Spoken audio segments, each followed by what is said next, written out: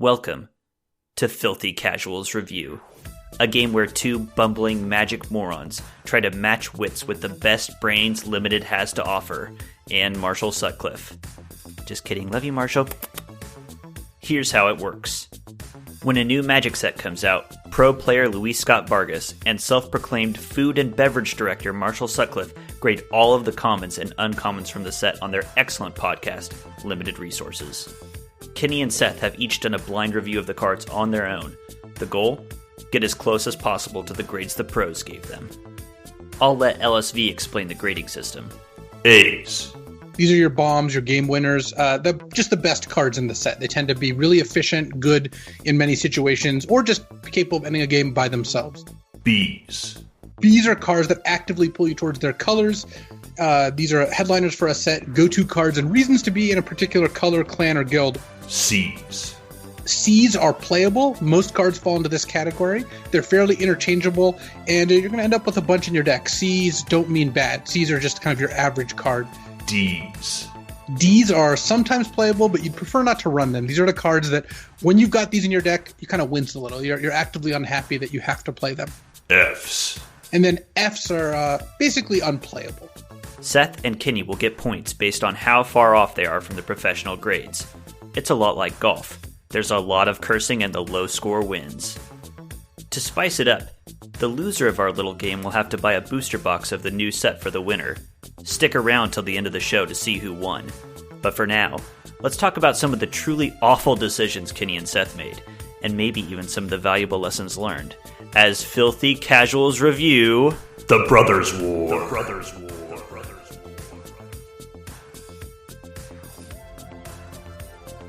Welcome back to Filthy Casuals Review with your hosts, with the mosts. It's Kenny, and I'm joined as always by Seth. Hello. Welcome, friend. Thank you. Always a pleasure to be on here. We are covering The Brothers' War, which is an interesting idea for a set. I never really thought about this, going back in time to like sort of cover an event that's already happened in Magic's history. This is the kind of thing I think I would hate if you did it in a movie, but as a Magic set, I think is actually kind of cool to like go over an old event in Magic's history, but with like updated cards, new power levels, crispy art, all of that stuff. I think it's pretty neat. Yeah. Not gonna lie, until we talked about this about last week, I didn't think this set was actually going to be like legal in, standard and all that stuff, because it was just such a throwback and all that. I was like, oh, this is probably like 30th anniversary stuff, and I've been so far removed here lately. Just I've got school, new job, new place, everything else. Totally. I have not had time to really look into this all that much, but the way you kind of explain that is that it seems like they're trying to maneuver some pieces here for some upcoming stuff. It kind of reminds me a little bit of, and not to bring Marvel into this and all that, but it kind of reminds me of Captain Marvel between Endgame and Infinity War, because they're like, oh crap, we got to fit the pieces together. Let's slap Captain Marvel in there. So it kind of feels like that's what they're trying to do, just a little bit, and then they're going to go back and be like, all right, remember this now? So, yeah, kind of. That's a good comparison. Yeah. I do like the comparison with the MCU of putting the pieces together. Yeah. This is the first time they've really done. I mean, we're getting ready, obviously, to go back to New Phyrexia, which is the first time they've done one of these big, huge story things since War of the Spark. So, I don't know. I'm pretty psyched for that to see what that looks like. Agree. And in the meantime, we have this interesting set to look at. Before we get into it, though, we need to do our awards for Dominaria United. This is where we look back and see what cards we were right on and what cards we were wrong on.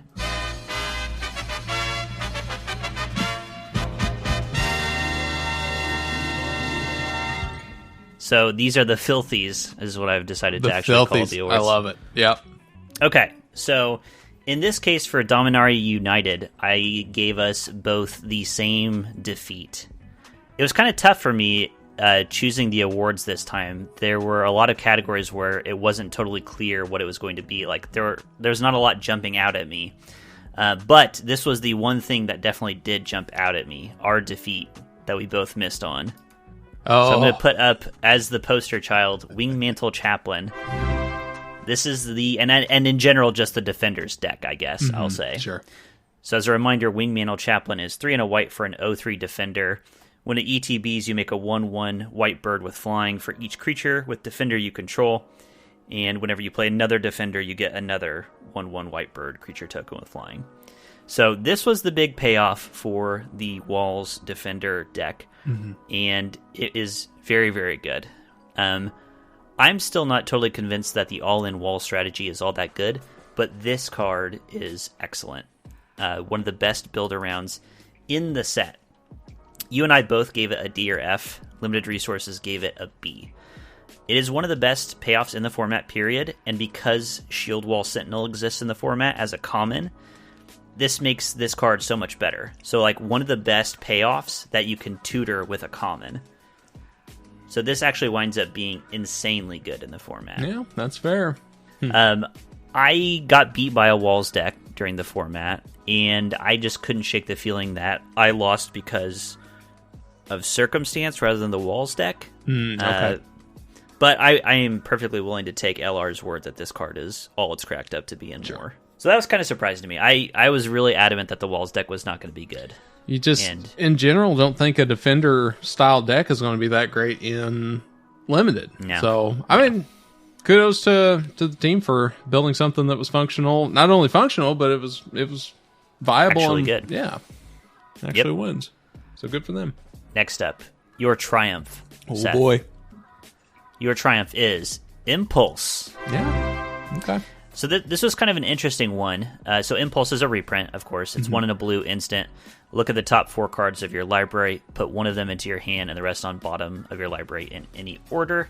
This one in the draft actually got an NA from Limited Resources because they talked about it and accidentally never actually said what the grade was. But basically, you gave it a B. So you said it was quite good. And they said it's not bad, but it's one of those cards that will more often than not wind up being the first card that you cut because it just replaces itself and you'd rather be committing to the board doing other things. They recognized that it could be good in blue-red decks. Turns out it was very, very good in the blue-red Spells Matter deck, which makes sense. I mean, as far as a cantrip goes, Impulse is a classic great cantrip spell. Absolutely. Mm-hmm. So you nailed this as being a B. I think that's exactly where it ended up in the format, in that deck. That's great. Well done. Thank you. Feel great. My Triumph. I had to go digging for my Triumph dang. because I honestly didn't do very good, I don't think, in the format. What I wound up going with is Cult Conscript. Okay. 1 black mana for a 2/1. Enters the battlefield tapped. It's a skeleton warrior. But you can pay 1 and a black to return it from the graveyard to the battlefield. Activate it only if a non-skeleton died this turn. So it can't trigger itself, basically. You can't loop it with other Cult Conscripts. Sure. I gave it a C-, and they gave it a B. I'm pretty much against these dorky little 2/1s for 1 mana that you can recycle. They're good in constructed formats, and I think they're kind of crap in limited formats. That's fair. Honestly, I mean, this is fine. Like, you can definitely play this, which is why I gave it the C designation in limited. But this is as close as I could get to a Triumph, because again, I just don't think I nailed very much in this format. Fair enough. And then finally, the wild card, the one that we were all wrong on. There were a couple contenders, but ultimately I went with Shadow Prophecy. This is 2 and a black for an instant with Domain. Look at the top X cards of your library, where X is the number of basic land types among lands you control. Put up to 2 of them into your hand and the rest into your graveyard. You lose 2 life. This kind of looks like a longer version of a divination at first blush. So I gave it a C-, you gave it a C, so you were the closest on this one. And LR gave it a D or F. At the end of the format, when they were reviewing the set in the Sunset show, they said this is kind of like a dig-through time almost. Wow. Because the Domain deck is so good that this is often just 3 mana, get the best 2 cards out of your top 5, which is pretty darn good. Yeah, that's fair. Those are the filthies for Dominaria United. And I just want to reiterate, I did not do very well. And I didn't do very well drafting this set either. I know I did not have a chance to really draft this set, but I know that I would have had a very difficult time with this one as well. It seemed like a very what's the right word for it? I guess, lack of a better word, just difficult set to kind of crack with this one.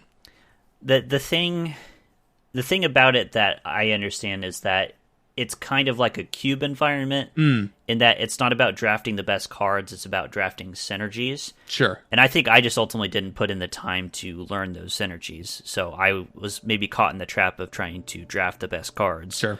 And then ultimately not drafting a deck that coheres totally. And that's... I always draft just the best card whenever I can, or just like the most value out of it, because this is coming from a Jund player nowadays who's just trying to just grind stuff out with just better value. So that would have been really tough for me. Yep. But hey, new set. What can you do? That's right. All right, we're going to take a quick break, and then we're going to jump in with the set review for the Brothers War. And we're back! Yay. We're going to start with gold cards, as we always do, the signposts. I see you have none that you particularly want to discuss for the gold cards, which makes sense because you did pretty well, I think. I did A-okay on this one, and I figured I'd be chatting, having these conversations with you on the ones that you would like to discuss on that. So yeah, I think totally. that'll work out. So I missed on a few, and really I have just kind of an overall point about the gold cards here, which is that I really liked the gold cards that were good on rate and gave you a nice return on your mana investment. And I was kind of surprised when they did and didn't like the cards. So actually, let me start with, I think, a really good example of what I consider to be a great on-rate card, which is Evangel of Synthesis. Okay. This is the blue-black gold card. Blue-black for a 2/3 Phyrexian Human Cleric. So right off the bat, you have 2 mana for a 2/3, so you're getting a little more bang for your buck on statistics. When it enters the battlefield, you loot. Draw a card, discard a card. Okay, well, now we're even further above rate. And then, as long as you've drawn 2 or more cards this turn, it gets +1/+0 and has menace. So it becomes a 3/3 menace until end of turn, whenever you draw an extra card on your turn. So in my book, you start with a 2 mana 2/3 loot when it comes into play. Sure. Already a very good card that I'd be happy to have. Satisfied with that? Yep.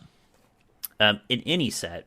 Also, this overlaps because there's kind of a mill graveyard theme running through this set, so that's nice too. And then, yeah, every time you draw an extra card, you just get to bash with this thing and get in for some extra damage. So I saw nothing to dislike here, and I gave it a B+ accordingly. Now, granted, LR also liked it, but they gave it a B-. So they're like, it's kind of, at the bottom end of B. And you are between us. You gave it a B. And my comment is really just, I'm just kind of surprised that it's a B- and just a B-.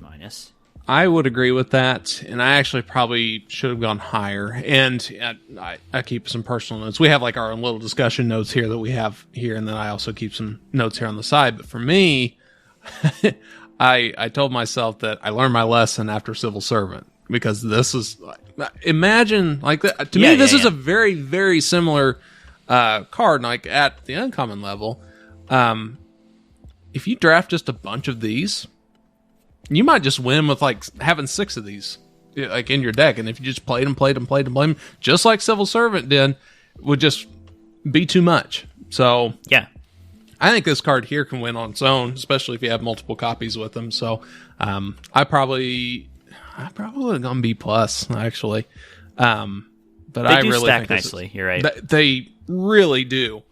So I don't know. I think this is a very strong contender right here, and if you have the ability to draft a lot of them, especially this set also has the graveyard theme to it as well. So it's not like having cards go to the graveyard's the worst thing in the world by any means. No, it's actively a good thing. It is, a lot of times. So I really think this is going to be a very strong card in the set.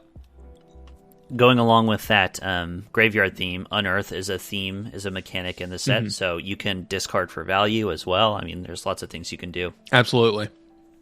Yeah. Along with this, another rate monster that I really liked in the uncommons was Arbalest Engineers. So this is 1 red-green for a 2/2 human artificer. When it ETBs, you choose one. It deals 1 damage to any target. Put a +1/+1 counter on the engineers, or on target creature, sorry. It doesn't even have to be with the engineers. Target creature. But it gains trample and haste until end of turn. And so that's why I kind of default to engineers, because it makes sense to make this a 3/3 trample haste. Or you can make a tapped Power Stone token, which we'll cover here. This token is an artifact with tap, add a colorless. This mana can't be spent to cast a non-artifact spell. Okay, so I guess there's a couple things to talk about here. First of all, there's Power Stones, right? Sure. And you and I went on kind of the same journey when we were reading Power Stones, I think.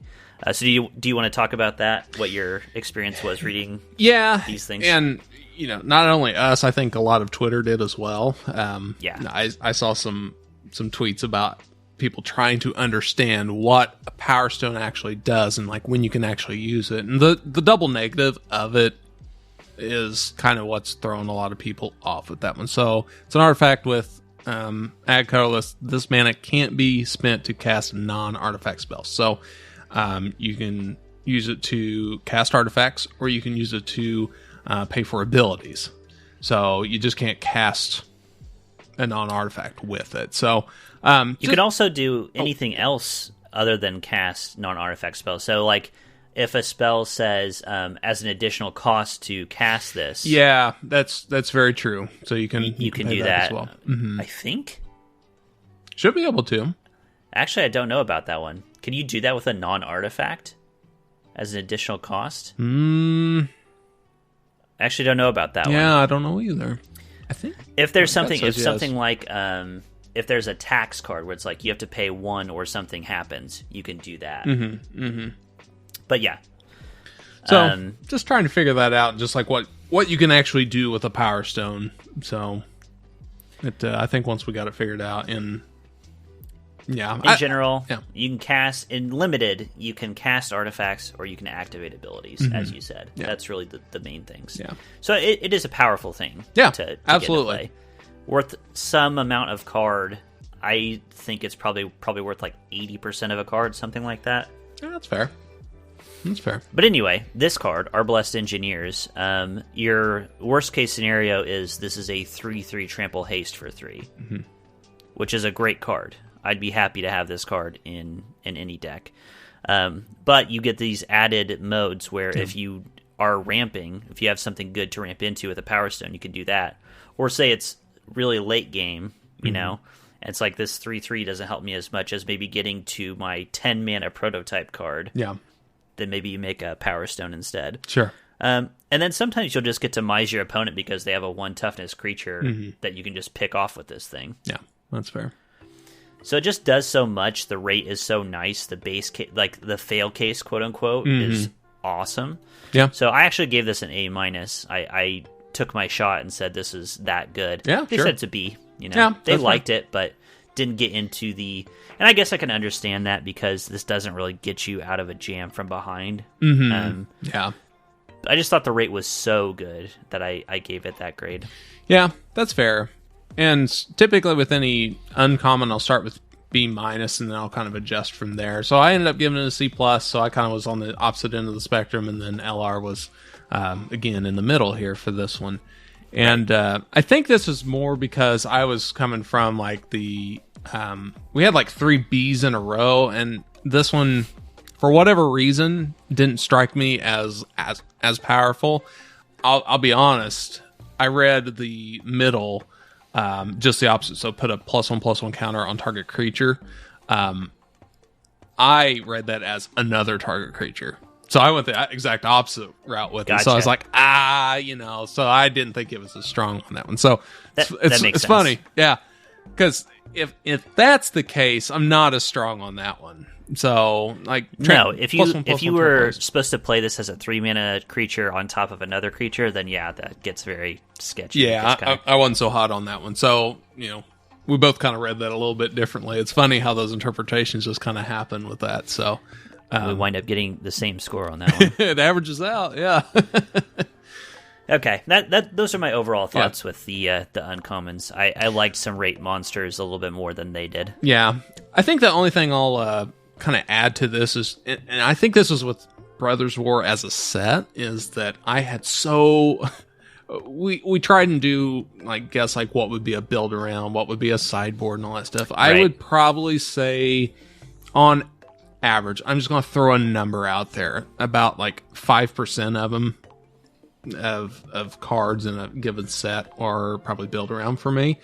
I'm probably at 12 to 15% of the cards here in Brothers War as build around potential cards, because I think that's just kind of a testament to how much synergy there probably is going to be in this set here, and just how strong some of these cards can be. So I think this is a strong set overall. I really do. I'm just kind of curious to see how it actually plays out. So it's interesting for sure. But no, of these multicolor uncommons, I had 1, 2, 3, 4, 5. I had 6 build-arounds out of, 10? Out of 10. So 60% of them. Typically, I'm about at 20% on these. So it's kind of hard to say what is and isn't build around when it comes to the gold uncommons, because they all are synergistic cards. They are, yeah. Basically, that they're made to be signposts to say this is what this color pair does, so it makes sense that they're built around. Yep. But oftentimes it's well, if you're drafting these two colors, it's going to be well supported. You don't have to go out of your way to actually make this a build around. Yeah, exactly. That didn't hurt you to say that these are build arounds. You were very on point with the gold cards. Yeah. Makes me worried. I don't think you're going to have to worry all that much. There's some other colors where It's a different story. I'm a little off. All right. Speaking of other colors, let's jump into white. And why don't you lead us off here? Okay. So let's start off with Lauren's Escape. Lauren? Yeah, sure. Yeah. Lauren's Escape. This one here is, we'll read the card off first and then we'll chat here about it. So this one is, it's an instant for a white mana. It's common. Target artifact or creature gains hexproof and indestructible until end of turn. Scry 1. So, simple enough card. It's a good, I call it a white counter, essentially. It's not a counter per se, but it effectively does counters removal. A lot of stuff. Yeah. So I gave this a C+. You gave this a C.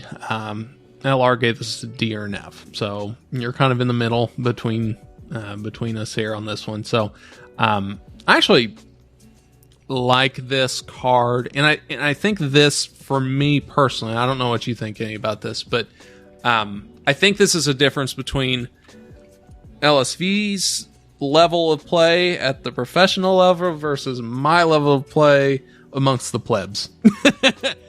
Yeah. For me, cards like this are really good because a lot of people just do not either account for or just refuse to account for these cards. And these cards like this at our level can really lead to a lot of blowouts. So I personally like these, and I can understand why LSV would not like some of these cards, because at that level, most everybody is like, okay, watch out for cards like this here. So I think this is just a fine card. Yeah, it's a fine card, and I don't think it's...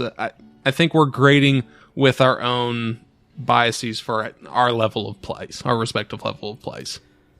Yeah, we've talked about this idea a lot, where like combat tricks are a classic example too, where it's like, they tend to hate combat tricks because you can get 2 for 1, you can get blown out, all this stuff, and it's like, well, I can tell you people use combat tricks to great effect. Oh yeah, absolutely. And part of that is, like you're saying, it's down to ELO difference. But I kind of had another realization about this, and this is just my experience playing and especially recording MTG ASMRs, where I play games and talk about what I'm thinking as I'm thinking it. I will get blown out by a card like this and go, and I'll be like, Limited Resources really hates these cards, so I'm surprised this person is playing it. And I think because it's not like it's a great card, but it kind of makes it so that I fail to play around them because I'm like, it's a bad card. Right. You know what I mean? Yeah, that's true. So because it's a bad card, I fail to play around it, which suddenly now it's a good card. So I think that's kind of an important thing with these grades is that these are grades about putting them in your deck, and it shouldn't change what you think other people are going to do. So just because you think a combat trick is bad doesn't mean you shouldn't play around said combat trick. That's fair, yeah. Which I think is a mistake I've made a lot. Yeah, that's fair. I've made plenty of those mistakes as well. Yeah. No, I think that's a great point. All right. Next card. I will take this one, and let's talk about Recommission. Okay. God, I hate cards like this. So this is 1 and a white for a sorcery. Return target artifact or creature card with mana value 3 or less from your graveyard to the battlefield. If a creature enters the battlefield this way, it gets an additional +1/+1 counter on it. So I think you can tell from my tone of voice, it's a D or F for me. You gave it a C+. They gave it a build around B. I am just highly, highly skeptical of zombify effects that can only get you cheap creatures back. Mm-hmm. Now, granted, this one comes back with a +1/+1 counter on it, but yeah, sure. My thought with cards like this is, why would I play a 2-mana zombify to get back a cheap creature when I could just play a cheap creature? Mm-hmm. No, it's fair point. The downfall of a card like this is that it just doesn't do anything early on because you don't have anything in your graveyard. Yeah. And then when you do, it's turn 5 or turn 6. Yeah. Do you want to be bringing back your 2-mana or 3-mana creature and spending your time doing that? Or would you rather this just be a 3-drop that is a good creature? So that's my problem with this kind of thing. Yeah. I was looking at the archetypes that Wizards was saying that there were within Brothers War, and obviously Graveyard Theme is one of them, but another one they had 3 mana or less, which I loosely am going to say just like an Aristocrats deck, right? Because that's essentially what's going to happen there on that one. So this does tick both the boxes. So they do have some synergy. This has multiple synergies within it. And I do think that, I personally think that we'll be able to get creatures and artifacts into the graveyard a little quicker than turn 5 per se. Now that being said, I don't think it's going to be enough to really move the needle or anything. And I'm saying this is a C+. I think it's decent. I didn't like that it was a sorcery, but I understand that if it were instant, that'd probably be pretty powerful right there. And then having the +1/+1 counter on it. I don't have an example or anything like that of an artifact or creature card that this bill would fit. But I think it's decent. It's probably going to be closer to the DRF category, though. I don't know. I'm still gun shy after how I got just sure. splayed open by Dominar United. But you said, in this set there's lots of ways to mill. Every color there's a cycle of cards that let you play a creature and mill some cards.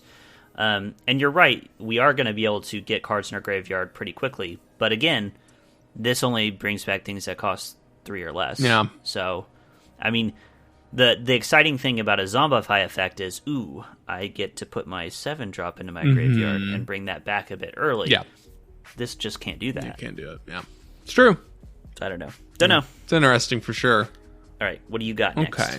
The next one I have is Survivor of Corliss. It's funny, mine are all 1 mana that I'm talking about. So this one is a creature. It's a human soldier. Costs a single white mana, a single pip. It's common. It's a 1/1 first strike, and then you can pay 1 and a white, exile this card from your graveyard, and you can scry 2 on this one. So for me, I graded this as a C+.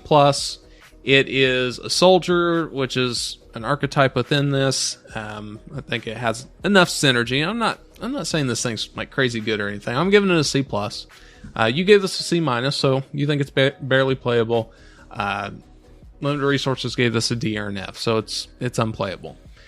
And I find that interesting because First Strike, I don't know. So is there like a quantifier? Because they used to go crazy for like a 1/1 flyer for 1 or something like that.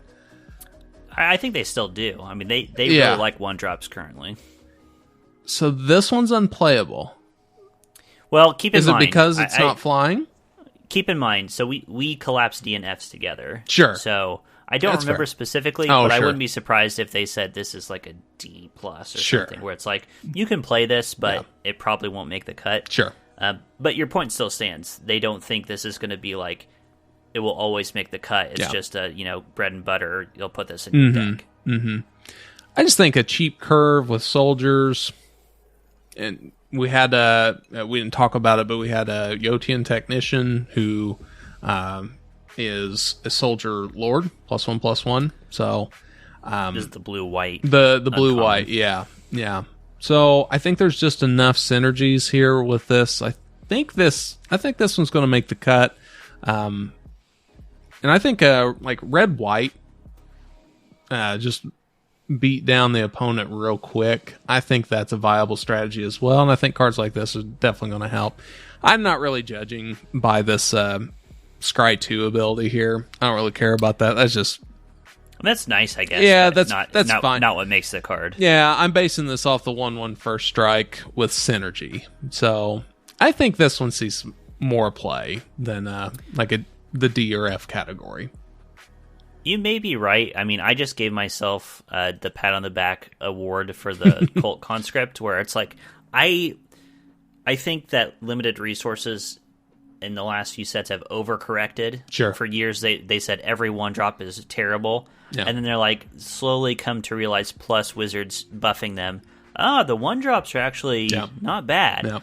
And I feel like they've kind of overcorrected. Now they're overly hyped on these cards. I wanted to give this a D or F, but I hedged because they've been overly hyped about them. That's fair.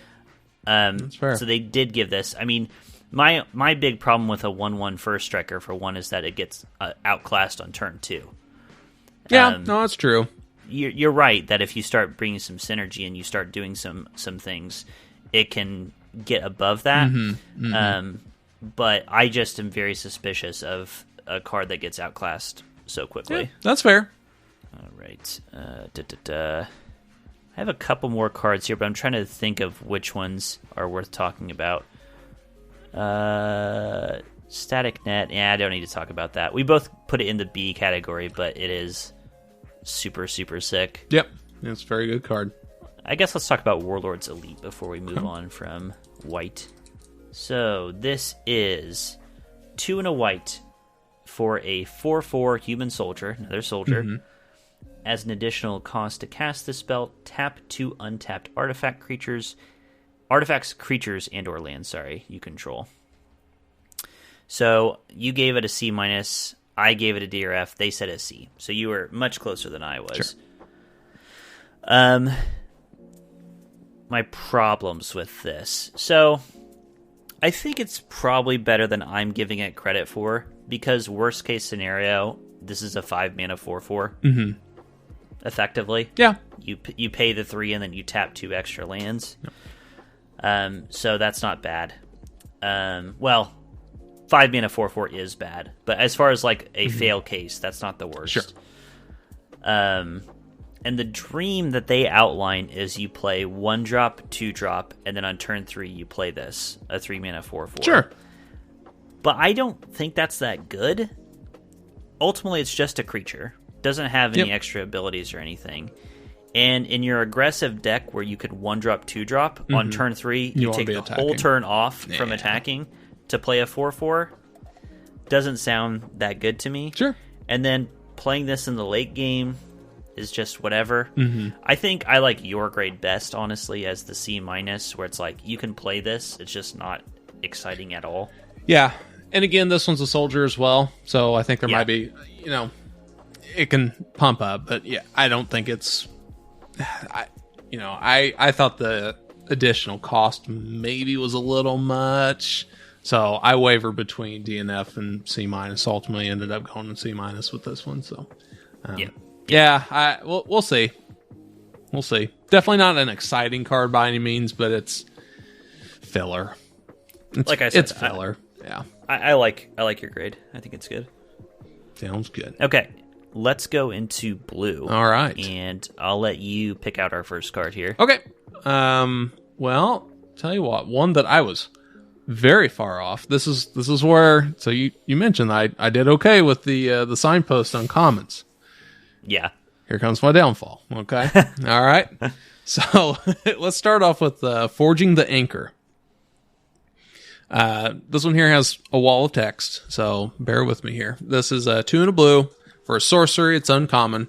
Look at the top 5 cards of your library. You may reveal any number of artifact cards from among them and put the revealed cards into your hand. Put the rest on bottom of your library in a random order. So I gave this a build around B. You gave this a build around C+. LR gave this a build around D or an F. Somehow, my favorite grade. Yeah, I have issues with that in and of itself. I don't know. I think this is and honestly probably where you're at with the C plus is where it's at. But this is a very artifact heavy set. And I realize that, again, this is sorcery speed, so, knocks it down just a little bit.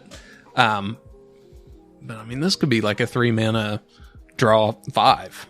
So, I don't know. I just think that this is... Well, it kind of goes back to...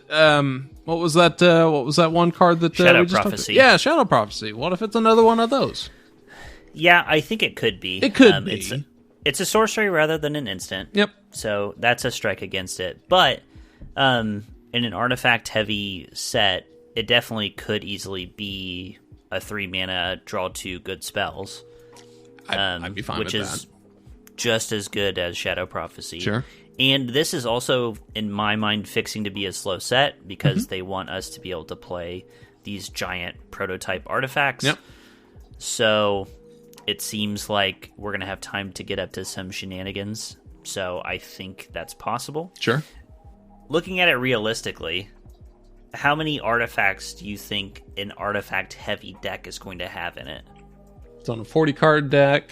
You got 17 lands. 17 lands. That leaves 23 cards. I think if you had half of your remaining cards be artifacts, that would be pretty heavy. It's like 12 to 15. So 12 to 15. So let's go 15. Sure. Just to give it the most generous look. Mm-hmm. So you're talking 40% of cards. Sure. So on average, in an artifact-heavy deck, you're going to draw 2 artifacts with this. Okay. I think that's why I put it at C+. Sure. Is like, you build around it, this will draw you 2 good cards. Yep. I like it for that. Yeah, that's fair. I think it will probably get there. I think so too. I mean, plus, especially if you had like artifact creatures and, good synergistic cards and all that stuff. So I think going late game and drawing 2 big artifact threats. Absolutely. Amazing. Yeah. So absolutely. I think this is better than they think. Yeah, I think so too. Let's see if this comes back. That's right. This is not. We don't need to talk about the whole card, but Scatter Ray. This is 1 in a blue, an instant counter target artifact or creature spell unless its controller pays 4. Power Stones can be used to pay for this.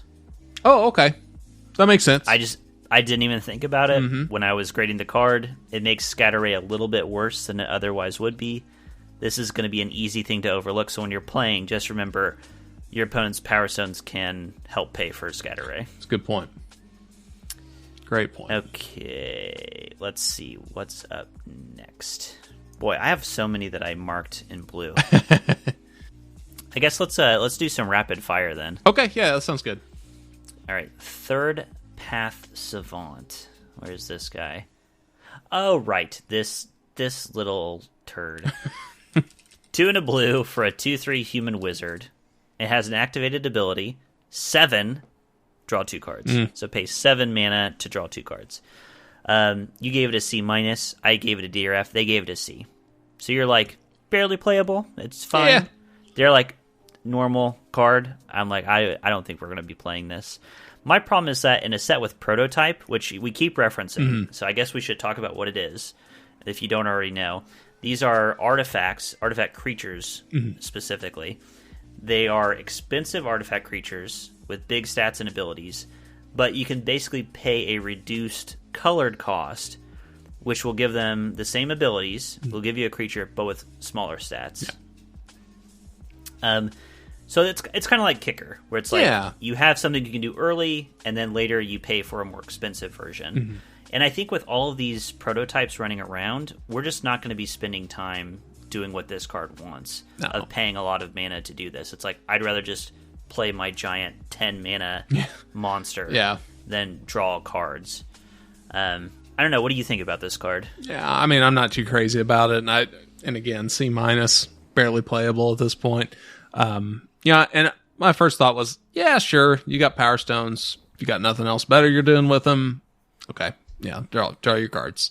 So it's not nothing, but boy, that's expensive. Yeah, it is.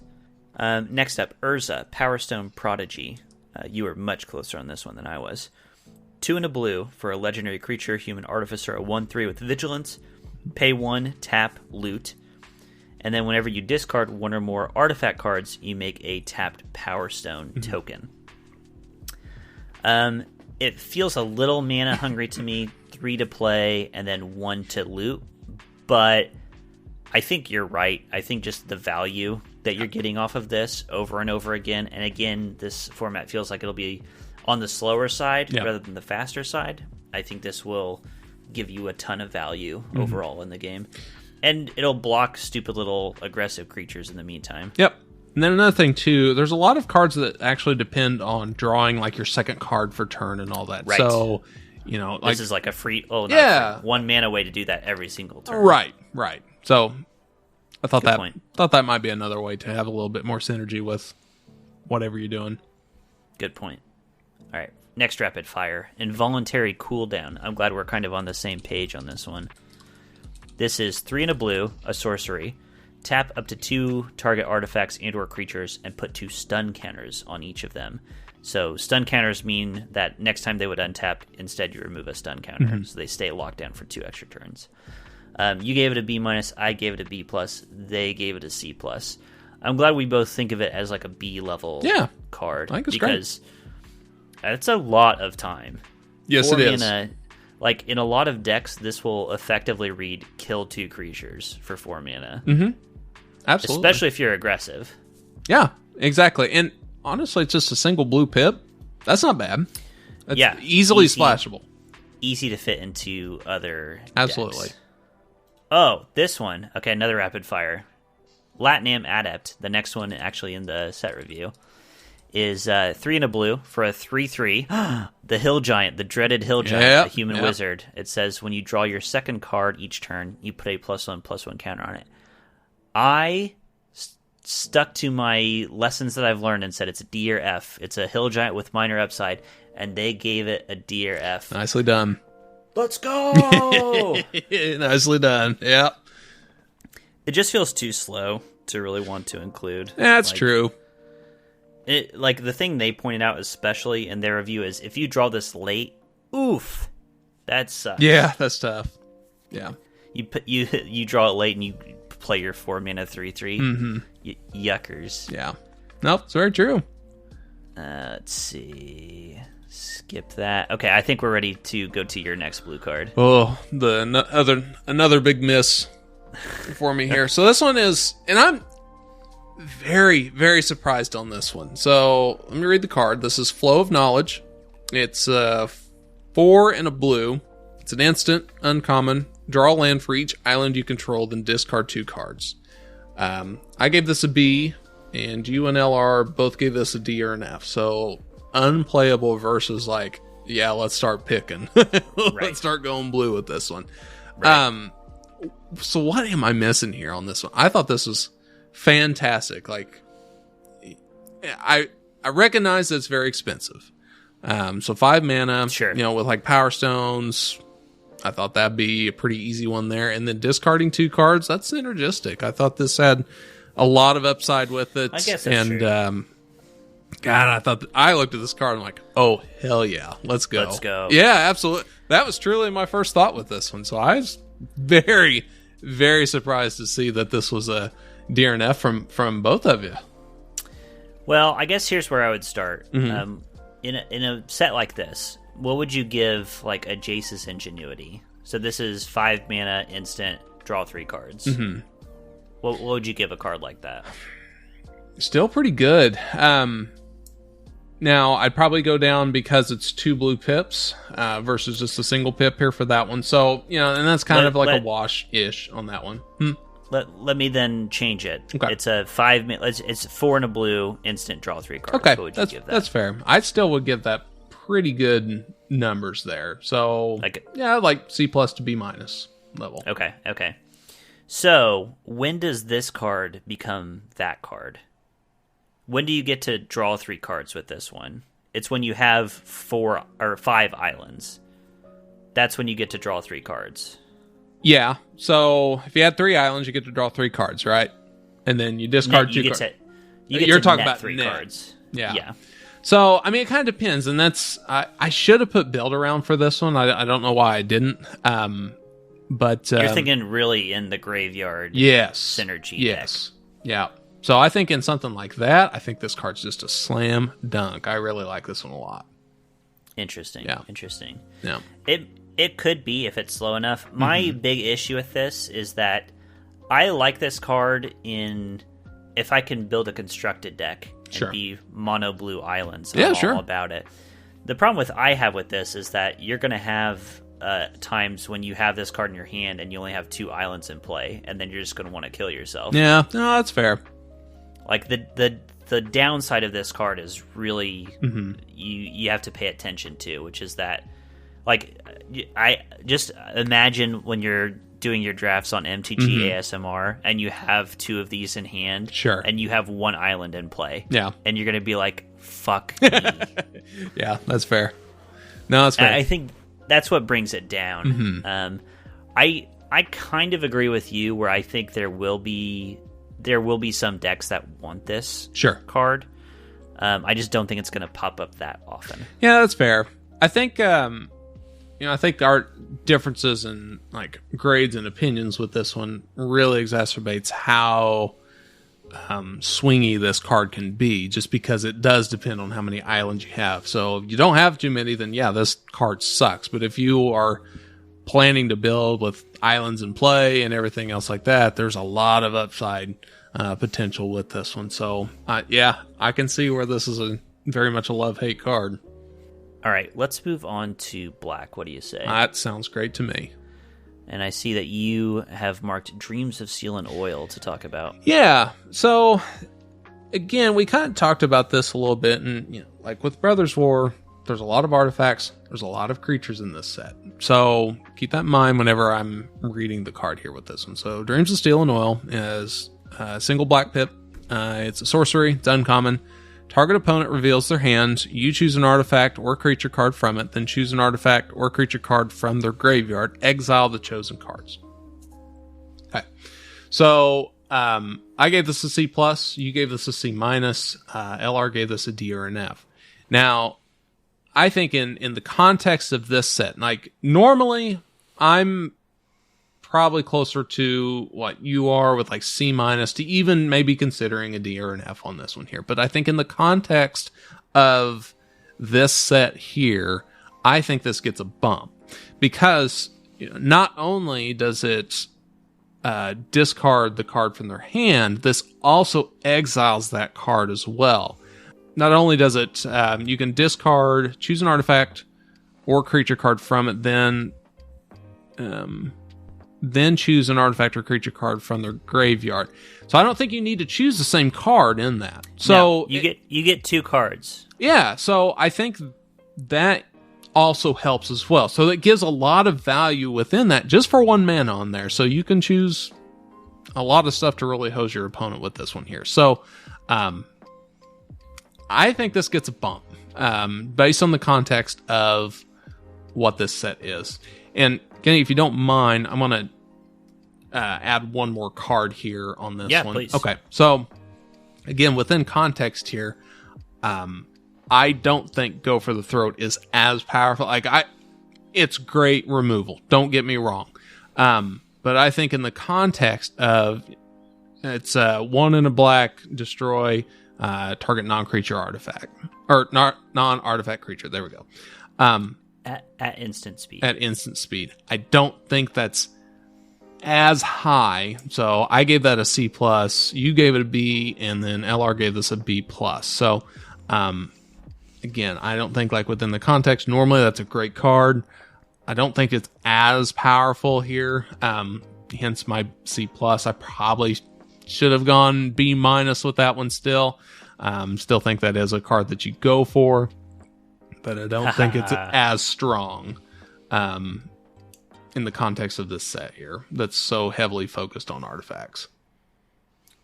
Yeah, I mean, I think Dreams of Steel and Oil, it's always going to have targets when you cast it. Always.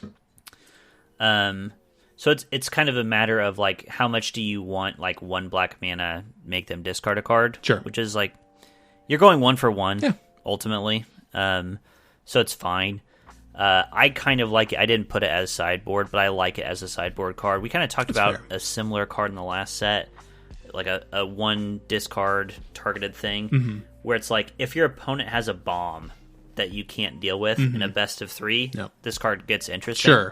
Sure. Because, let's say they have a 7-drop rare that you need to be able to deal with.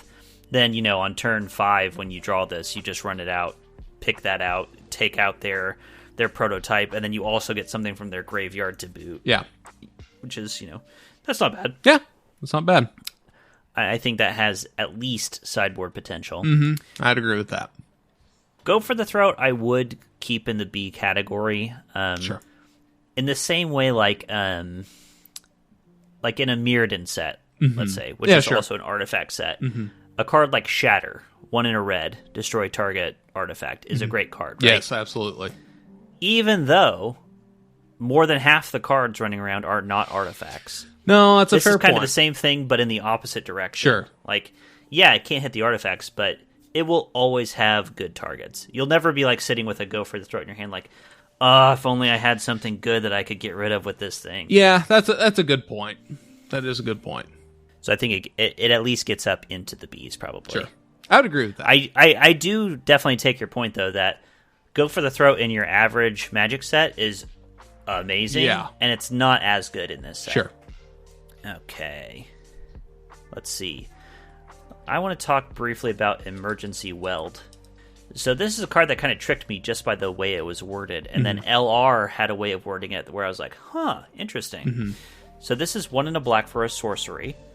Return target artifact or creature card from your graveyard to your hand. Create a 1/1 colorless soldier artifact creature token. Okay. So it's kind of a dorky raise dead is how I looked at it. Yeah, sure. But they were like, actually, this is kind of like a 2-mana 1/1 Gravedigger. At which point I was like, because I love Gravedigger. Yeah, that's not bad at all. A 2-mana mini Gravedigger sounds way more interesting to me. So I gave it a C-, you gave it a C, they gave it a B-. I will definitely move the needle more in their direction. Yeah. But it's the issue I have though is that kind of similar to the other reanimate style card that I mentioned before. You're never playing this on turn 2. No, not at all. It's a 2-mana spell that you're never playing on turn 2, which knocks it down a little bit for me. Sure, that's fair.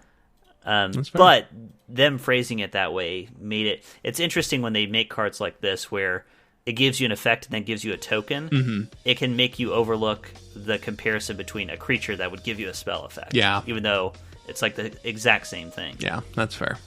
Anything else you want to talk about here in black? The only one that I wanted to talk about is actually the last card here in black here on our list. So Disciples of Gix. Yeah. So this one here, I'll read the card off here. Disciples of Gix, 4 and 2 black mana. It's a creature, Phyrexian human. It's uncommon at 4/4. When This card enters the battlefield. Search your library for up to 3 artifact cards. Put them in your graveyard, then shuffle. So I gave this a build around B. So did LR. You gave this one a D or an F on this one. Brutal. Yeah, that was a tough one. Not to Brutal. Not to harp on this one here, but what were your thoughts on this one? So I feel like I always start reading this card. I even did it right now. Yeah. Where I start reading it and I was like, why did I not like this card? And I'm like, oh, it goes to your graveyard, not your hand. Oh, okay. So you don't like the graveyard part of it initially there. Yeah. Okay. I mean, what's the dream with this card exactly? Are we getting some unearthed artifacts to put in our graveyard? Is that the idea? That was my thought, yes.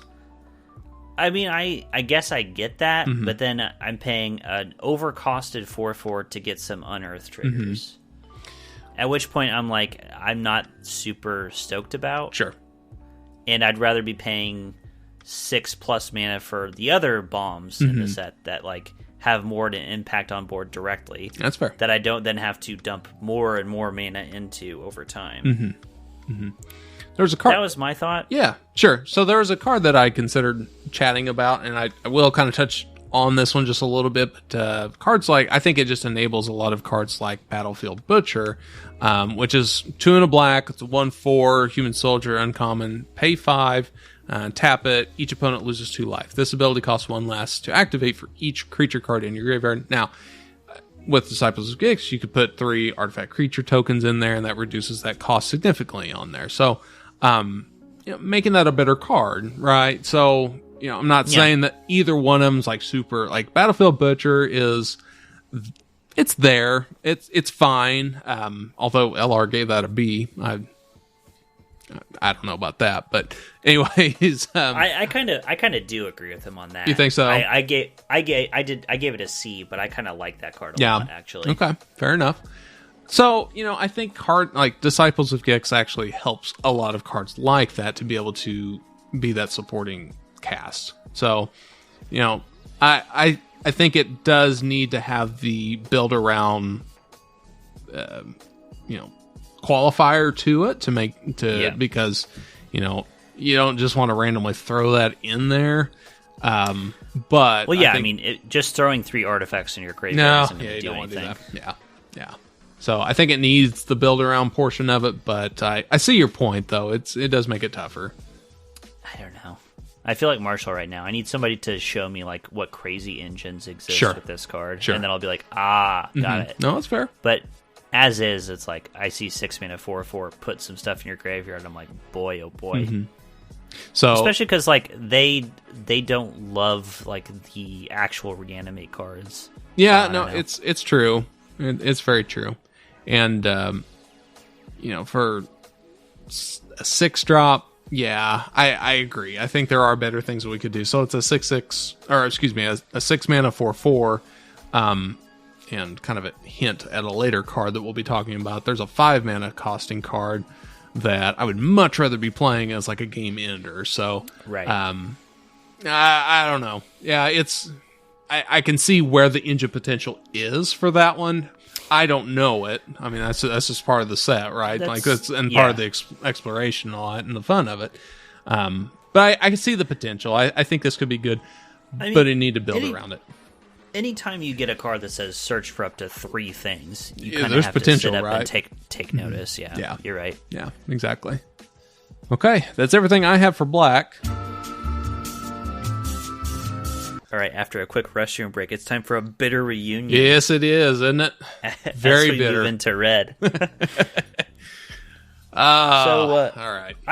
I understand why you did this grade because I also did this grade. This is 1 in a red for an enchantment.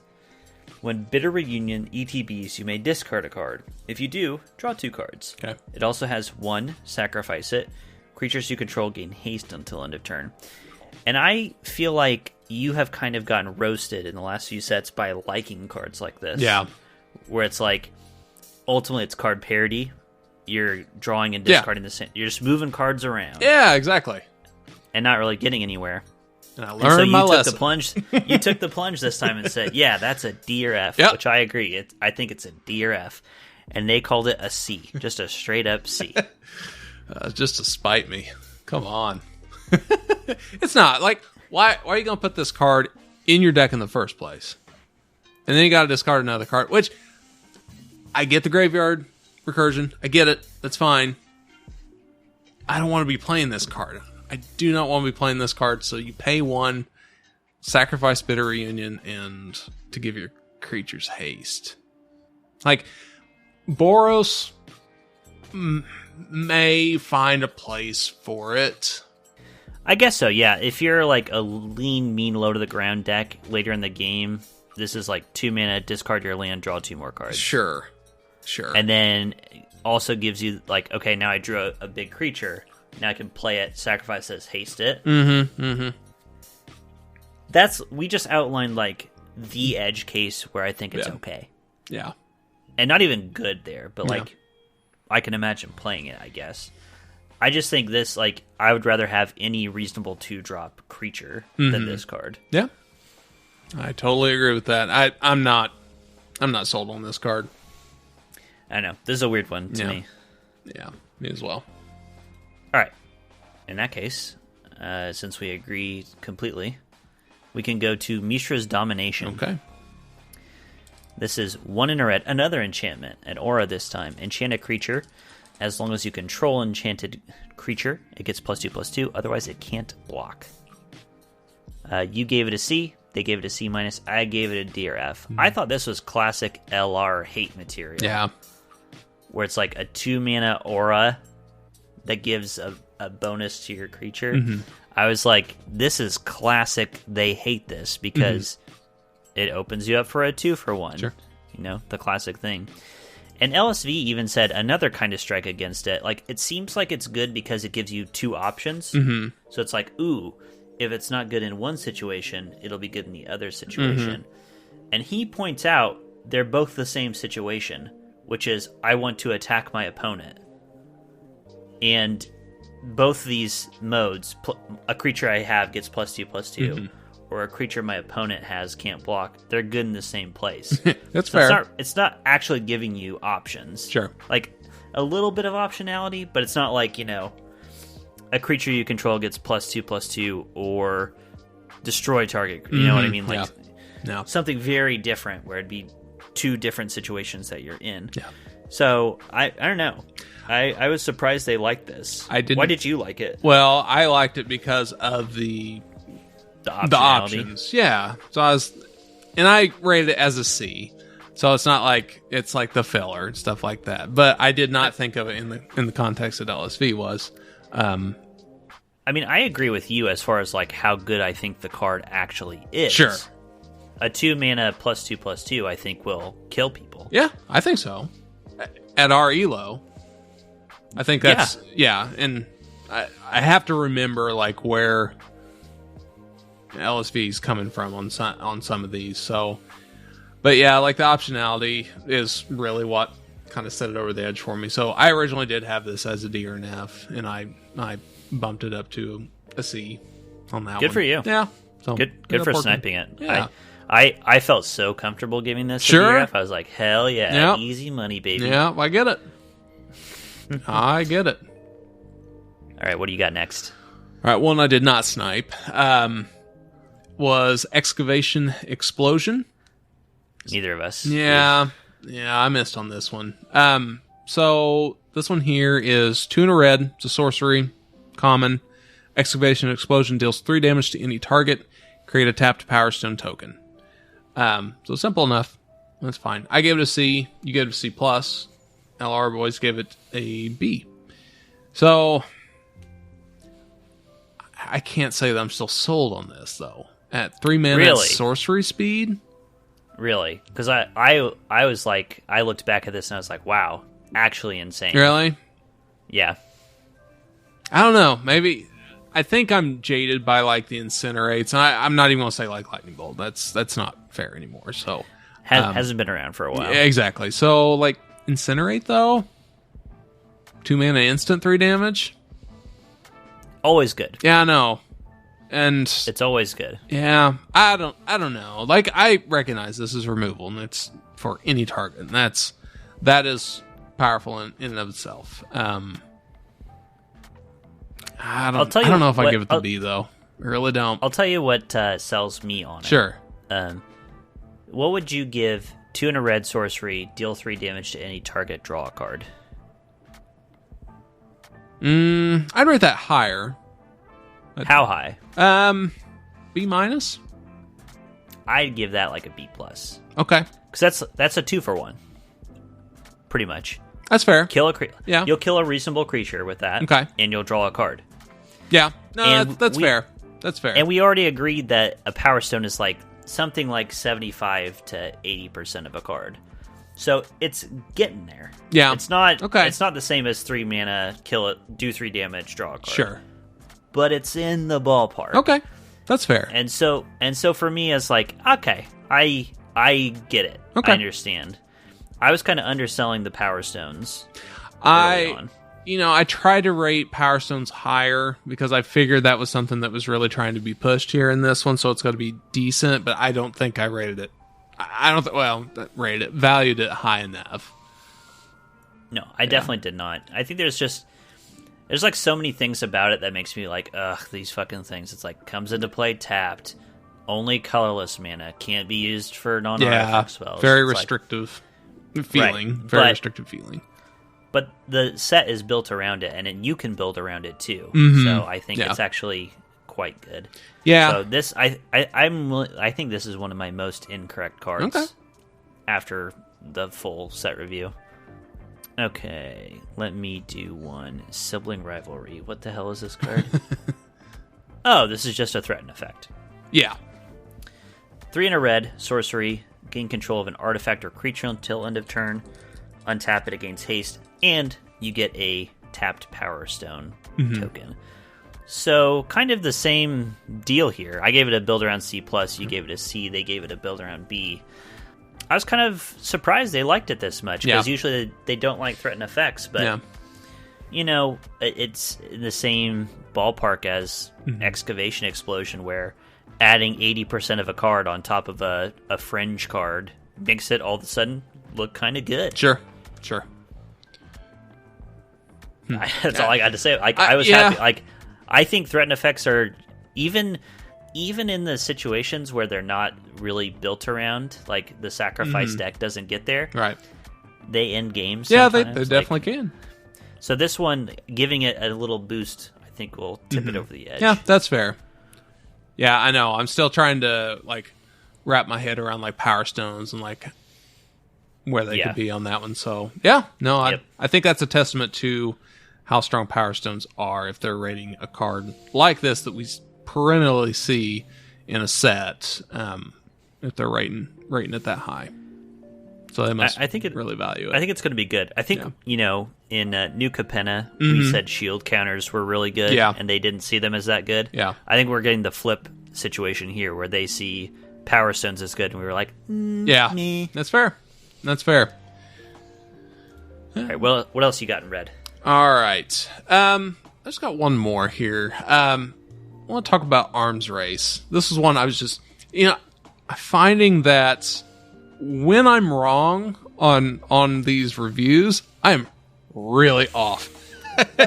So let me just read the card here first. So Arms Race is 3 and a red. It's enchantment. It's uncommon. Pay 3 and a red as an ability. You may put an artifact card from your hand onto the battlefield. That artifact gains haste. Sacrifice it at the beginning of the next end step. I gave this a build around B-. I thought this card looked like a ton of fun. I really did. It was like an expensive sneak attack, essentially.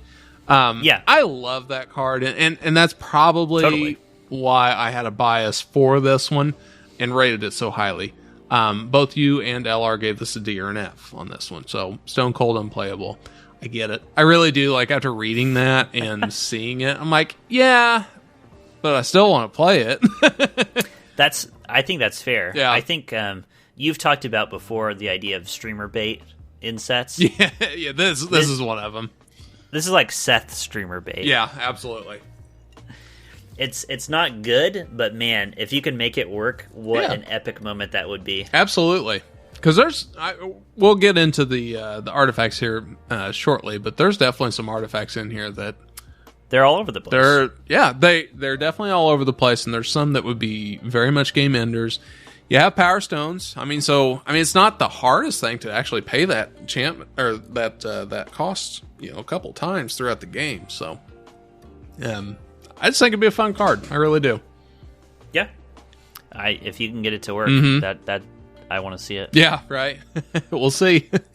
Okay, so does that do it for you in red? Yeah, that does it for me in red. Okay, cool.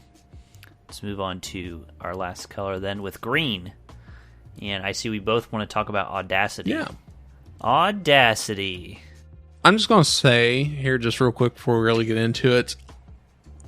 For me, I was most green for me was easily my favorite color of all of them. So of any of the single colors, I was more inspired, and I was more excited to actually review and play these cards.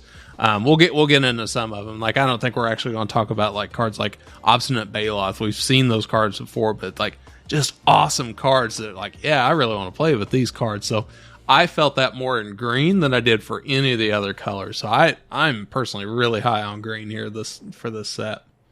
Well, good. I think you should lead the charge on these then. I'll read Audacity and then I'll let you take it away. Okay, that sounds good. Audacity is 1 green for an enchantment aura, enchants a creature. It gets +2/+0 and trample, and when Audacity is put into a graveyard from the battlefield, you draw a card. Mm-hmm. So, I really like this card, and actually, I'm lower than LR with this one. So, I gave this a B-. You gave this a C. LR boys gave this a B. To me, this is like a mini Rancor, and I love Rancor. I think that's such a good card and does so much stuff.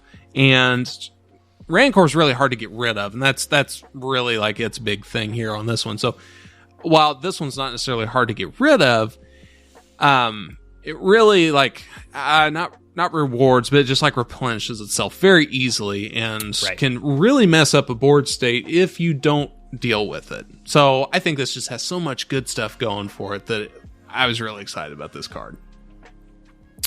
Yeah, in an aggressive deck, I think because it replaces itself, it almost reads as 1 green mana, deal 5 damage to an opponent. Yeah. On average.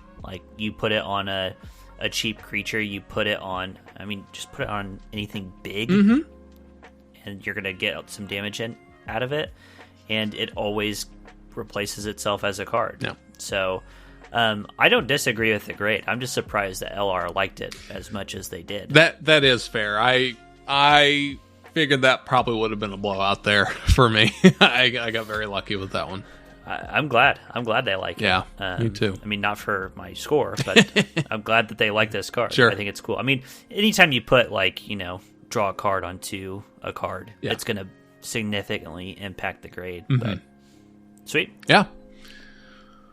Okay. I had the next card marked here as Blanchwood Prowler. What is this card? Oh, right. So this is part of the creature mill cycle. So this is 1 and a green for a 1/1, an elemental creature. When it ETBs, you mill 3 cards. You may put a land card from among the cards milled this way into your hand. If you don't, put a +1/+1 counter on Branchwood Prowler. Okay. You and I both gave it C-minuses. LR gave it somewhere between a C+ and a B-. So somewhere between a really good bread and butter card or actually just a very good card. Sure. My issue with this, because I understand the value of a cheap card that can draw you a land. Sure. Right? Yeah. It smooths out your mana. Yeah, right? for sure. That's a nice thing. My issue with this card is that one of two things is going to happen. You're going to get a 2-mana 1/1 that puts a land into your hand, or you're going to get a 2-mana 2/2. Yeah. And I'm not stoked about either of those. No, that's fair. It's fine. Yeah, I think it's fine. You could always put this into your deck. I just think both of them are really unexciting, uninspiring things. No, it's very true. I think it does add synergy, in a couple. In one way with the milling, and then it can also kind of help fix your mana just a little bit if you discard multiple colors of lands or anything like that. So, I mean, there is that. I do think to be good, you have to take advantage of the mill. You do. I think so, because too. Otherwise, I think either way it goes is just so whatever. Yeah.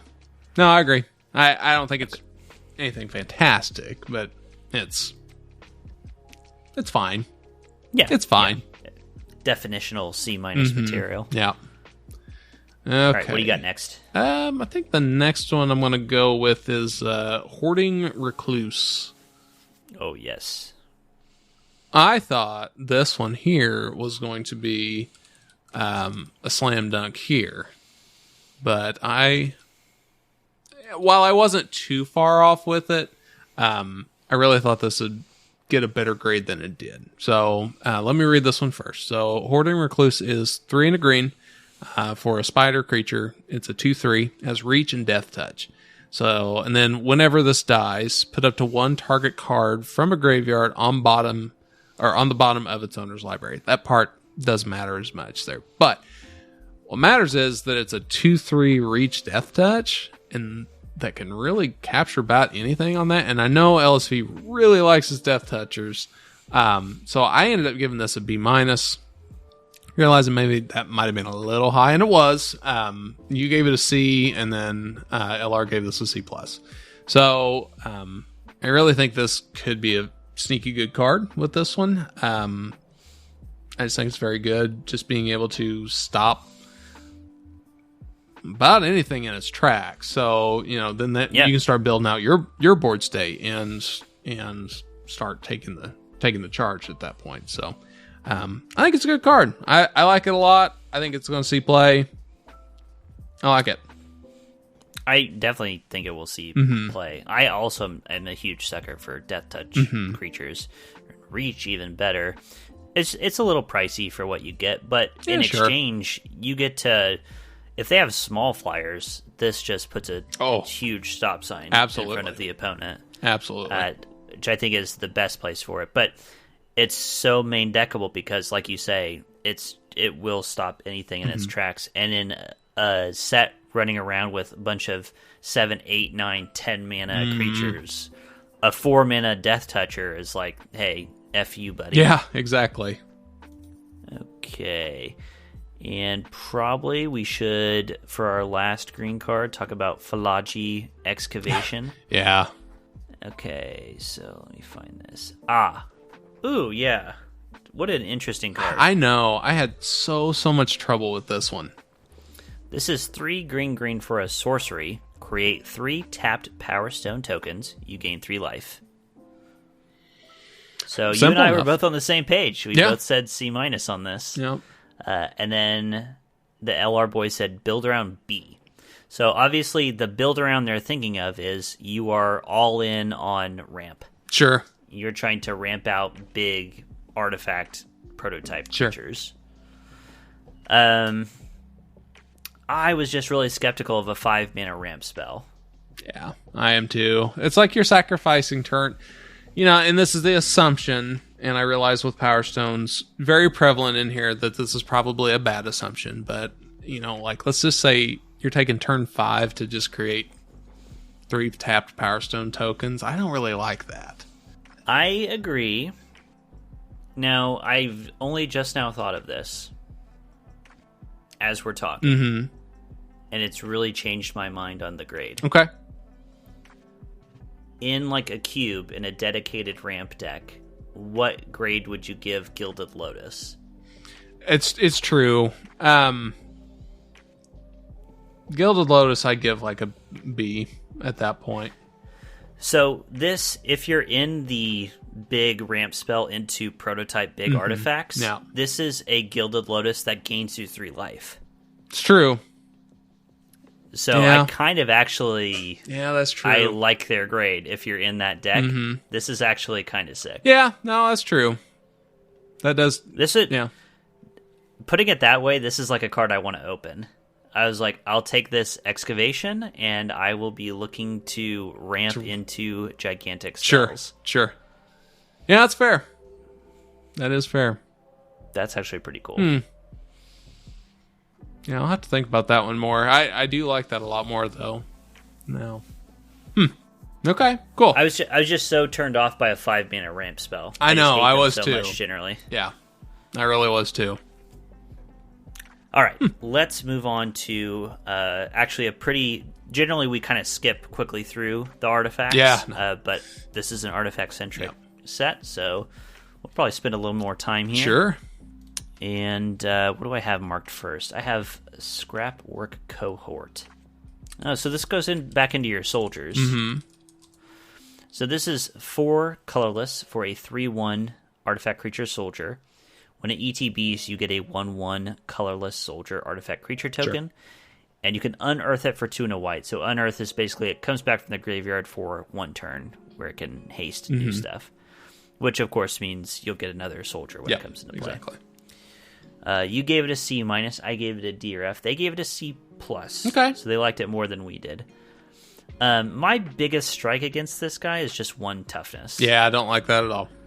4 mana 3/1. I just don't like those stats at all. Yeah. Any old crappy thing they have can take this thing out. And I get that later you can unearth it and it'll give you another bite at the apple, another soldier. But sure, I actually like it for its unearth ability and cost. Like, that's just to throw something out there to have a 3/1 just like either crash in, because like 3 power, that kind of sucks to deal with. Either you're going to take 3 damage, or you're going to have to maneuver for that one. I mean, I don't know. No, the unearth. No, the unearth is. No, you're right. The unearth is way better, because it's like, here's a 3/1 coming at you. You really don't want to block an unearth creature because it's dead after this turn anyway.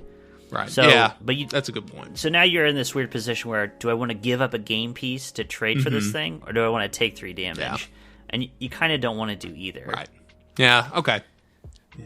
So maybe it does enough, because in the process of doing all that, it also gives you 2 more soldiers. Sure. And 2 more artifacts are coming into play. Maybe all these things come together to do enough to do that something. It's worth it. Yeah, that's fair. So I think that's possible. Yeah, that's fair. All right. What artifacts do you want to talk about here? Well, for me, this is one that actually we both had marked here. So let's talk about Heavyweight Demolisher. Man, I hate this card. I do too. I really do. All right, let me read it real quick. So, Heavyweight Demolisher costs 7. 7 colorless. It's an artifact creature. It's construct. It's uncommon. It's an 8/6 menace. So that's good. Yeah, like that. At the beginning of your upkeep, tap Heavyweight Demolisher unless you pay 3. That's not good. No. And then it has unearth 6 red. That's not good either. I think this is a lot of mana. I think this is a crappy card. I rated it as a D or an F. You must have thought the same thing. You rated it as a D and an F. Yeah, well, our boys rated this as a build around B. Whew, we missed. I guess so. A weird thing to me is they mention on other... So this is an expensive artifact creature that does not have prototype. Yeah. And on other similar expensive artifacts that don't have prototype, they made the comment that I thought they were going to make about this one, which is I'd rather just have a prototype card, because that gives me the option of casting it early. Yeah. Why do I want a 7-drop that I can only cast on turn 7 when I could have a 7-drop that I could also cast on turn 4 if I need to? Yeah. So I just assumed this was going to fall through the cracks and not be that good. Yeah. And also, paying 7 mana for my 8/6 that I then have to pay 3 more mana the next every turn for, when they could just kill it with any number of spells. Sure. Or lock it down, or tap it, or do anything to it. It makes me very uneasy. There's no real evasion to it. So, between those two things, I'm like, I just don't know. Yeah. Again, the unearth is probably the most interesting thing about it, because when you bring this out, unearth it, and you just attack them with an 8/6 menace, it's just like a giant fireball effect. Sure. And it's even more expensive and mana intensive now at that point. So it's just like... It is. I don't know. Like... I still, yeah, I mean, It's not for me. I think the fact that it has to compete with every prototype card just makes it kind of crap. Yeah. I'm going to call it So right I'm with now. you. They missed on this one. Ooh, Yeah. love that. They missed. Love that. Let's see. Speaking of misses, let's talk about We have plenty. combat thresher. Okay. Where's this guy? So a prototype. Let's talk about an actual prototype card. We've been alluding to it the entire time. So this is 7 generic mana for a 3/3 double strike. When it ETBs, draw a card.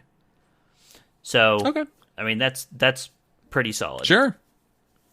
But you can prototype it, which means you can cast it for cheaper, for smaller stats, but the same abilities. So you can cast it for 2 and a white for a 1/1 double strike that draws you a card.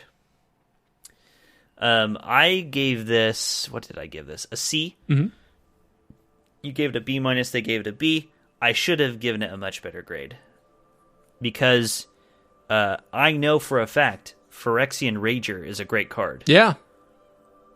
That's 2 and a black for a 2/2. You lose a life, draw a card. This you can cast for 2 and a white for a 1/1 double strike. So it kind of plays like a 2/2. Draw a card. But it also has this huge extra upside for 7 mana where you get a 3/3 double strike that draws you a card. So just a straight up miss on this one for me. I think I saw 3 mana 1/1 and I was like, meh, that's whatever. That's fair. But this is actually just super, super good. Sure.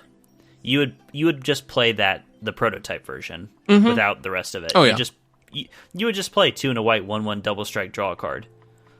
Yeah. Like that's a sick card already. Absolutely. And having an even better high end on top of it is insane. Yeah. I agree. So I think with mea culpa, straight up miss. Fair enough. I think with all the prototypes, whenever I was grading, I just looked at the smaller cost. I generally looked at that and thought, okay, would I play it based on this? And then I just treated the big cost as like just, the cherry on top. Yeah. Right. So that's generally how I did it. Right or wrong, I don't know. But I think we'll that's pretty fair. It kind of depends on how fast or slow the format is. Because if it's like very true. If it trends towards being faster, then yeah, the prototype version matters more. Yeah. If it trends towards being slower, the more expensive version matters, and the cheap version is like, oh, great, I'm glad I have that escape valve. Yes. I'm stalling out on mana. Yes. I need to cast something right now. Yep. But I like prototype. I think that's a really cool mechanic. It's great. Yep. Yeah, I mean, it's one of their many smoothing mechanics that they've had over the last 2-3 years. And I like that. I really appreciate that there are different, because it is one of those, I remember how bad it used to feel when you drew a card that was like, oh, I wish I could have played you. Like I wish I had a nickel for every time I said, oh, I wish I had you sooner. Yeah. Whenever you're drawing a card and just like, just how nice bad of you to show feel. up. Yeah. So I really appreciate that they're working on this. I think it's great. So Yeah, for sure. let's see here. Okay. So let's go to my next one here. Let's do Cradle Clear Cutter. Again, a card that you and I are kind of a mind on. Yes. So again, this is another prototype card here. So it is at full price. I'll do the full price here first. At full price, it's 6 mana. It's a 3/6, and then you can tap it to add an amount of green mana equal to Cradle Clear Cutters. That is hard for me to say tonight. To their power. Okay, the prototype version of this, so the reduced cost version, is 2 and a green for a 1/3. So for this one here, it was really hard for me to, and I'll get into the scores here in just a second, but for kind of my rationale for this grade here is that I really had a hard time getting over looking at like Llanowar Elves. Okay, so essentially the same thing, and I realize that you can, bolster this up, do whatever, get 1/1 counters, and get more mana out of it. So, I'm looking at this as a green mana to add green for a 1/1. This is 2 and a green. So it's like 3 Llanowar Elves for a 1/3 versus like 3 total power and toughness to add 3 mana. This adds 1. So it just feels very underpowered for me. And then at the 6 mana to add 3 on that one, it just seems like it's win more at that point. Or I don't know. It's just not really doing like what I want it to do on this one. So for that reason, I gave it a D or an F. You gave it a C minus, so you say it's playable. And then the LR boys gave this a B. So they're very high on this one. So I personally don't see it. I just don't think it's doing anything that I really want. Now, that's not to say that it's not good or anything like that. It very well could be a good card, but it's just not doing anything that I personally want for the cost. Yeah. Yeah, it's not there for me. So I will say this is one of those cards that Marshall and LSV disagreed on. Oh, okay. And we deferred to LSV. Yep. And he gave this the B. Marshall did not like this card very much. Sure. And he was like, he just thinks both sides of this card are kind of poopy. Mm-hmm. Like a 3 mana dork is not that good. Sure. And a 6 mana dork that's a 3/6 is. I don't like the expensive version of this card very much at all. No. So 2 poopy cards kind of turn into a poopy card. Yeah, for exactly. Me. I don't know. It depends. Again, much depends. How slow is the format? Yep. Is it slow enough that a 3 mana 1/3 tapped at green is decent? If it is, then this card gets better. Sure. How often are we casting our 6 mana 3/6 to cast an even more expensive spell? I don't know. Yeah. I'm either way kind of tempted to say this isn't going to be like one of the great cards of the set, Right. Which is why it definitely doesn't get to B for me, I don't think. No, I agree. All right. I want to talk about Mishra's research desk. Oh, okay. There it is. There's the son of a bitch. 1 generic mana for an artifact. 1 tap, sack the research desk. Exile the top 2 cards of your library. Choose one of them. Until end of turn, you may play that card. And unearth for 1 in a red. So, you and I have talked in the past about really expensive, convoluted ways to draw cards. You might remember from the last time we were at Innistrad, Secrets of the Key, which was the 11 mana draw Yeah. 3 cards, Right. I think it was. This kind of feels like this. It feels like That's the most fair. expensive, convoluted divination of all time, where you're paying a grand total of 1, 2, 3, 4, 5 mana to draw 2 cards. It's fair. And you have to, you're constrained on when you can play those cards. So all this came together for me to be like, I'm not interested in doing this. That's fair. That's fair. I guess it's an artifact. Mill is a thing. So there are extra things to consider here, but I just don't love the rate on this card. Now, it's till end of your next turn. When I heard you read it, you just said till end of turn, so I didn't know if you knew. Okay.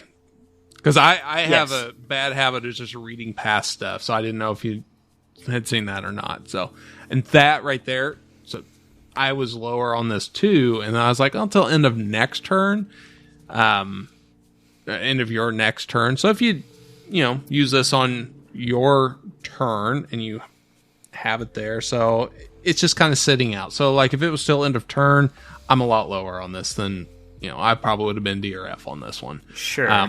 With the same rationale, it's very expensive cards just to be able to exile a couple more and all that stuff. I don't like that all much. I think at end of next turn, I think that tips it. But it's possible. Yeah, I agree. I don't think this is going to be a game changer or anything like that by any stretch of the imagination. And neither did they. They say it's a C. Sure. They're like, it's a fine playable. I don't know. I think even if they just said draw the card, I'd still be like, I just don't care that much. Sure. But they pointed out this is kind of similar to the synthesizer card from Kamigawa. Oh, yeah, yeah. Which maybe I'll read real quick. This was Experimental Synthesizer, 1 red for an artifact. When it enters or leaves the battlefield, exile the top card of your library. Until end of turn, you may play that card. And you could pay 2 and a red, sacrifice it to make a 2/2 white samurai creature token with vigilance. Why did they compare this? Actually, I disagree completely. I don't know about that either. Synthesizer's so much better. Yeah. It's like it can give you 2 cards plus can give you a 2/2 vigilance creature. Yeah. Never mind. I think this card sucks ass. All right, take us to the next one. All right, let's do.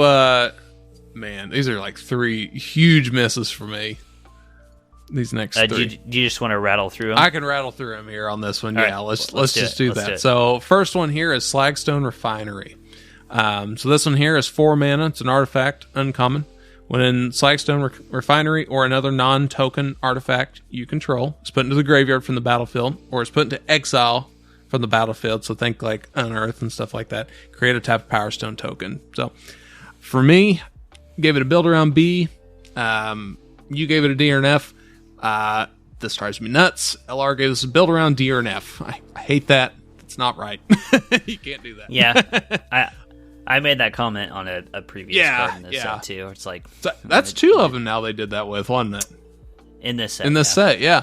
Oh, well, for me, I think this does enough synergistic things for colorless mana, so I think this just adds a lot of value. And I think you can build around this one here, obviously, is what I said, and then find something pretty cool with that one. So I think I'm getting trapped by the what do we call them, the YouTuber cards, essentially, or influencer cards and all that. So I think this might be another streamer one. Bait. Yep. Streamer bait. There we go. Next one, Symmetry Matrix. Let's see here. Oh man, I love this card. Again, probably another streamer bait. I gave this one a build around B+, so I like this one even better than the last one here. So this one is 4 mana again. It's an artifact, uncommon. Whenever a creature with power equal to its toughness enters the battlefield under your control, you may pay 1. If you do, draw a card. Nice. Simple enough there. Like, there's a lot of text, but it's simple premise there. So you get something with like a 1/1 or 2/2, 3/3, so on and so forth with that one. You can pay an additional mana, you get to draw a card. Love card draw. Paying 1's not too bad, especially if you've got Power Stones laying around. I think that's no problem at all. There's a lot of different like 1/1 artifact soldiers you can put into play. There's a lot of like symmetrical things here that's actually going to trigger this, and I think this is a great drawing engine to be able to use it. So I like this a lot. I think if you build around it, I think this is a slam dunk here. You did not think that. You actually gave this a D or an F. I did. And then just real quick, LR gave us a build around C. So this is probably our biggest difference as far as this card here. So I don't think I've ever seen us have so diametrically opposed like opinions with something like this. And so I'm kind of curious to see what you think about this one, and why you did not like it. Both this and the Slagstone Refinery are basically 2 different versions of the same card to me. That's fair. Where it's like, here we go, turn 4, crack my knuckles. Yeah. Boom, play this card. Yeah. Nothing happens. Yeah. So that's the biggest drawback of these cards for me. It's like, I spend 4 mana and nothing happens. Yeah. And now it's like my turn. I play Obstinate Baloth. 4 mana, 4/4, I gain 4. It's fair. And you're like, well, fuck. Yeah. So that's the biggest strike against this to me. I will say something that lifts this a bit is tokens. Yeah. Anything that can put 1/1 soldiers into play, this gets more interesting. Yeah. But now you have to do that after you play your 4 mana spell, and then you have to play some creatures and pay some mana on top of it. So it's just asking a lot. That's fair. I think. That's fair. I think if this one sticks on the board, I think this does outplay the opponent in the long term. I really do. But yeah, you do have to have that set up to where like you need to be, I guess, far enough ahead already, and then it's kind of win more card than at that point. So I don't know. This one, I was really excited whenever I read this one. I'm like, oh, hell yeah. It's like, we can draw a bunch of cards doing this. You can build around it, and it'd be a lot of fun. So if it were cheaper, I'd be fully on board. Like, because something like... What price would you pay on this one? I mean, I think that's why it's tough, because I think 2 would be too cheap. Yeah, I do too. 3 maybe would be okay. I think about something like Mentor of the Meek, right? Yeah. Mentor of the Meek is 2 and a white for a thing that will draw you extra cards for paying 1. That's fair. That's pretty good. Yeah, that's fair. So I think if this were 3, I'd be behind it. Maybe add a color pip. If they said this is like 2 and a white, then maybe that's cool. That's fair. Yeah, that's fair. All right, last one for me. Yeah. And again, I love this card. I bet this is probably going to be the your Triumph card for me. Yeah, I really do. I firmly believe this one. So this is Steel Exemplar, 5 mana. It's an artifact creature, wizard, uncommon. It's a 4/4 trample. Steel Exemplar. Okay, so this one is worded just a little differently on this one. So it's kind of got the weird wording, but just hear me out on this one. I still think it's great.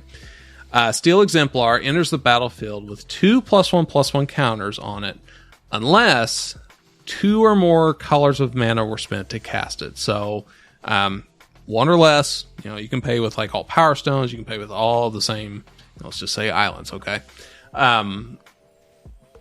Then it comes in mix. Yeah. You pay with 3 islands and 2 Power Stones or whatever. Correct. So then it becomes a 6/6 trample for 5 mana. And for me, I think that is just huge, and I think that is something that can end the game very quickly. Now, I realize it doesn't have ward or anything like that, so I do recognize that, but I still think this is a card that you could get out realistically on turn 4. No problem. And then you have a 6/6 trampler on turn 4. That's pretty damn good, and you're going to have to deal with it now, or else the game's just done. And I think that's just such a good card to work with on that one. So I'm going to disagree that you can get it on turn 4 no problem. Really? Because it's limited, so you're going to be a 2-color deck, sure, generally speaking. So to get this out on turn 4, you need a Power Stone and 3 mana of a single color, probably. Sure. Doable, but not guaranteed. Yeah. So I wouldn't say no problem. Okay. I would say it will happen sometimes. Sure.